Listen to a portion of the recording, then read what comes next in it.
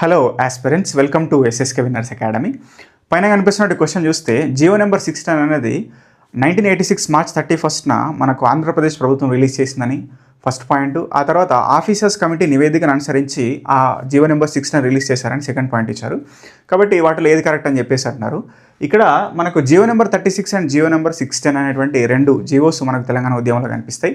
Jio number 36 అనేది కాసు బ్రహ్మానందరెడ్డి గారి కాలంలో, జియో నెంబర్ 16 అనేది మనకు ఎన్టీఆర్ గారి కాలంలో వస్తాయి అన్నమాట. మరి దీని కాంటెక్స్ట్ మనం ఇక్కడ చూస్తే ఏదైతే 1975లో వచ్చినటువంటి 6 పాయింట్ ఫార్ములా, అదేవిధంగా ప్రెసిడెన్షియల్ ఆర్డర్స్ ఏవైతే ఉన్నాయో అవి ఉల్లంఘనకు గురైనాయని చెప్పేసి అప్పుడు టీఎన్జీఓ అధ్యక్షుడు పార్థసారథి గారు ఉద్యమాలు చేసి ఎన్టీఆర్ గారికి వినతి పత్రాలు ఇస్తారనమాట. కాబట్టి అప్పుడు ఆంధ్రప్రదేశ్ రాష్ట్ర ముఖ్యమంత్రిగా ఉన్నటువంటి ఎన్టీఆర్ గారు 1985లో మనకు జయభారత్ రెడ్డి కమిటీ నియమిస్తారు.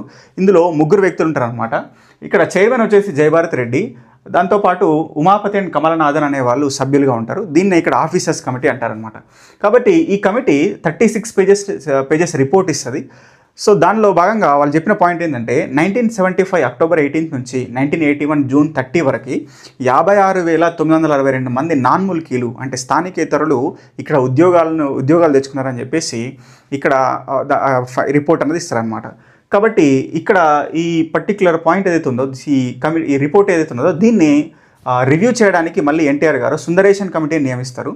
కాబట్టి ఈ రెండు కమిటీల యొక్క రిపోర్ట్స్ ఆధారంగా 1985 డిసెంబర్ 30 రోజున మనకు జియో నెంబర్ 16 అనేది రిలీజ్ అవుతుంది అనమాట. కాబట్టి జియో రిలీజ్ అయింది 1985 డిసెంబర్ 30.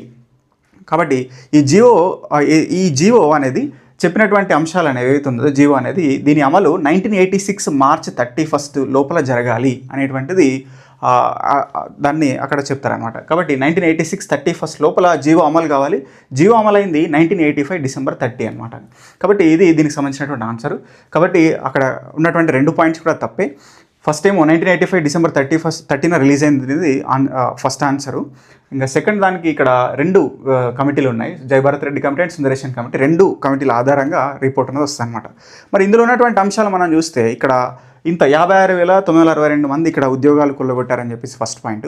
అదేవిధంగా మనకున్నటువంటి Jurala Srisailam left bank canal, అదేవిధంగా శ్రీరామ్ సాగర్ ప్రాజెక్టులో నాన్ గెజిటెడ్ కేటగిరీ కింద చాలామంది స్థానికేతరులు వచ్చారని చెప్పి వాళ్ళందరినీ తిరిగి పంపించాలని. సో ఇలాంటి అంశాలు ముఖ్యమైనటువంటి ఇక బోగస్ సర్టిఫికేట్లకు సంబంధించినటువంటి అంశాలు కానీ, సెక్రటేరియట్ మరియు హెడ్ ఆఫ్ ది డిపార్ట్మెంట్కి సంబంధించినటువంటి అంశాలు కానీ, ఇవన్నీ కూడా మనకు జియో నెంబర్ 16లో మనకు ఇక్కడ ఉండడం అనేది జరుగుతుంది అనమాట. సో